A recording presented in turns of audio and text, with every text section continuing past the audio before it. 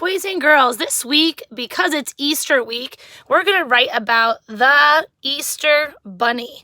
Now, this is going to be a narrative. Remember, you're just telling a story, like a lot of the stories we read in school or at your house. So you get to make up whatever you want. You do not need transitions like first, next, then last.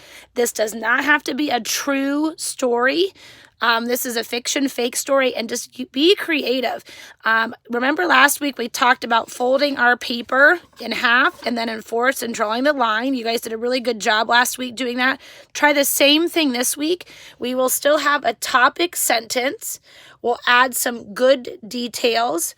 And then you will have an ending. Make sure you wrap up your story for the reader. But when you do a narrative, you don't have to remind the reader necessarily and restate the topic, but just make sure you end it in some way. Your goal is to add a couple adjectives, descriptive words to make your sentences even better, and I'll point those out as we go. So I really don't want you copying my story, but just trying your best and see how creative you're going to be. So here we go. I'm going to read my story. Now, I want us to look quick at the Easter Bunny. So these are words I'm going to give you. I do not want you spelling Easter or bunny wrong because they're right in the title. So Easter, E, scaredy cat E, see scaredy cat A. They run together and say E. Here's a blend, S-T, and then E-R at the end of a word. And then bunny, knee. There's that tricky Y sound at the end. So here's my topic. I wrote, the Easter Bunny lost my basket on the way to my house. Don't forget, on all your sentences need to start with uppercase letters, and they're going to end with a period. Maybe they'll end with an exclamation point. We'll have to see.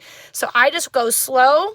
Sight words we're going to be spelling right. Don't forget, like the, my, on, to.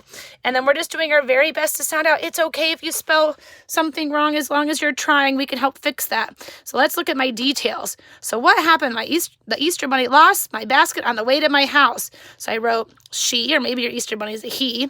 She thought a huge green snake ate it. So can you picture that in your head? Instead of saying she thought a snake ate it, I added adjectives. I described that snake. It was a huge green snake. So now you can picture in your head what that snake looks like. Okay, and then I wrote, she was wrong. Maybe it fell into the lake as she hopped by. Ooh, so she was wrong. It wasn't in the snake's mouth. So then she went and looked at the lake. Lake. She was wrong, and that's okay. Did my brother take it? I asked a question. Did my brother take the basket? No, that would not be nice. So then I'm going to wrap up my story. The Easter Bunny forgot that my white basket was in her hand. It was in her hand the whole time, and she thought a snake took it. It went in the lake. Her brother took it. Who knows? But no, it was actually in her hand. And I want to show you, I added another adjective. And just saying my basket, I now know the Easter basket was white. It helps describe that basket even better. So just make up some silly story about the Easter Bunny, or maybe what the Easter Bunny is going to bring you this year. We'll have to see. So maybe it's a narrative. You are just totally making up your own fun story, and try to add a couple adjectives, some describing words.